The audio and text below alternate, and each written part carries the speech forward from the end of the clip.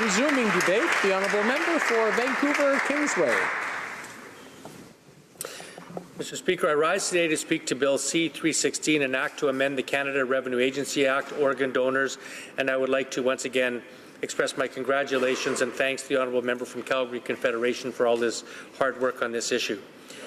This legislation would give authority to the federal government to coordinate with the provinces and territories to allow Canadians to register as organ donors through their federal tax filings.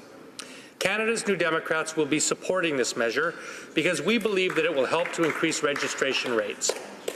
Organ donation registration has been proven to be transaction-based, and tax filings represent a transaction that millions of Canadians engage in every year.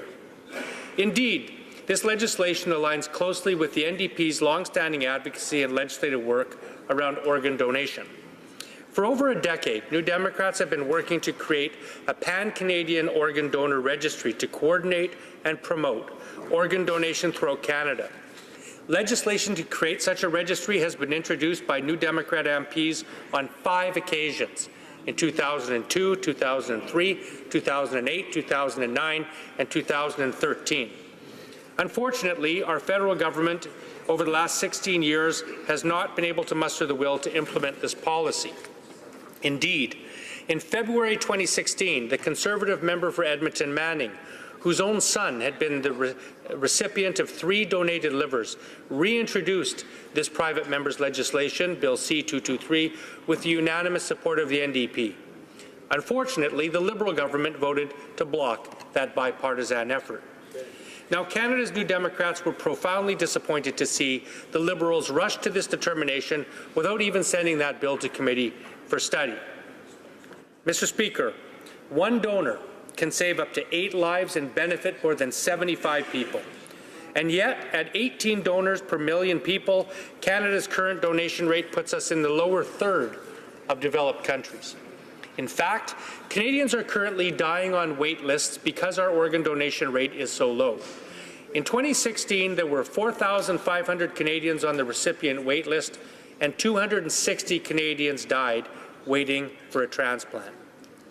In order to address this unacceptable shortfall, the House of Commons Standing Committee on Health agreed to study Canada's organ and tissue donation procurement system in March 2016, once again due to the initiative of my honourable colleague from Calgary Confederation. As part of this study, the committee heard from a range of witnesses, including representatives from Canadian Blood Services, provincial organ donation and procurement organizations, researchers, healthcare providers, and charities. The committee learned that although some jurisdictions in Canada are considered centres of excellence in organ donation and transplantation, others lack the resources and capacity to adopt best practices in this area. As a result, the rate of donors varies significantly by region in Canada. In 2013, Quebec had the most deceased donors in 2013 with 20.2 per million population. Manitoba and Saskatchewan, on the other hand, had only 7.2 per million. British Columbia is Canada's living donor capital with 28 living donors per million people. Now, the committee also heard that limited public awareness and public discourse about organ donation mean that there are also challenges related to consent for organ donation in Canada. In addition, witnesses called for more research and better data collection across Canada to help identify potential organ donors within healthcare systems and improve treatment outcomes for transplant patients. Mr. Speaker, New Democrats hope that the committee's report and 7 recommendations, which were tabled earlier today, will place a renewed focus on the need for federal leadership to improve Canada's organ and tissue donation system. In particular, we are pleased that the report contains a recommendation calling for study of a presumed consent or opt-out system for organ donation, an idea that New Democrats believe could make a huge difference in the number of organs available to save lives. Unlike Canada's current opt-in system, an opt-out approach would automatically register all citizens for organ donation unless they choose to indicate otherwise. Countries with opt-out systems consistently record higher donation rates than opt-in countries. Indeed, this approach has helped to make Spain a world leader in organ donation over the past 25 years. In Austria, the donor rate quadrupled after instituting opt-out legislation, and similar regulations in Belgium doubled kidney donations.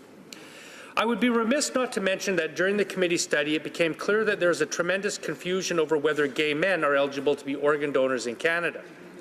One could be forgiven for confusion on this point, since sexually active gay men are currently banned from donating blood in Canada.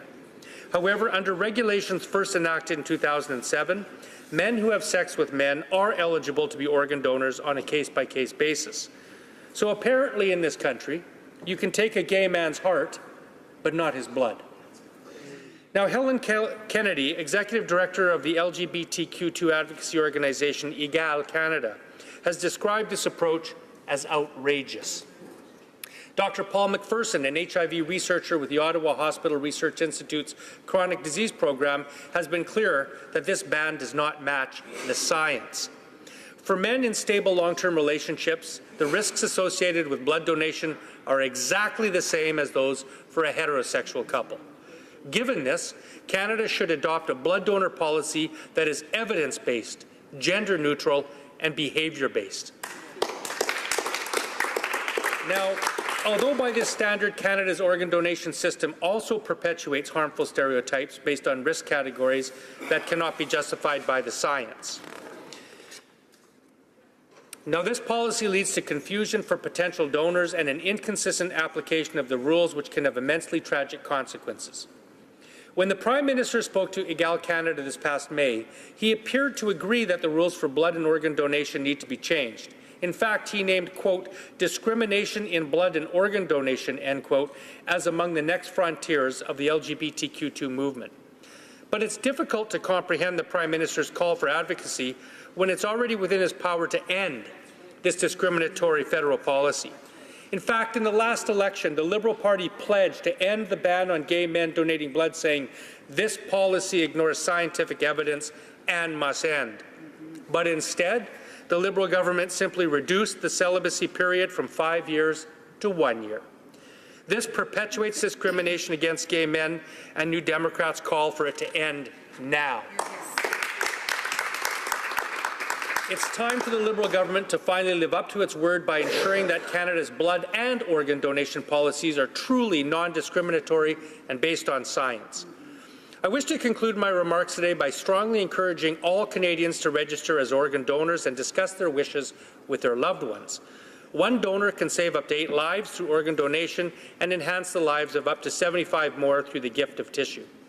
There's always the potential to be a donor, so don't let anything stop you from registering. Each potential donor is evaluated on a case-by-case basis. Current or past medical history does not prevent anyone from registering. Individuals with serious illnesses can also sometimes be organ and tissue donors.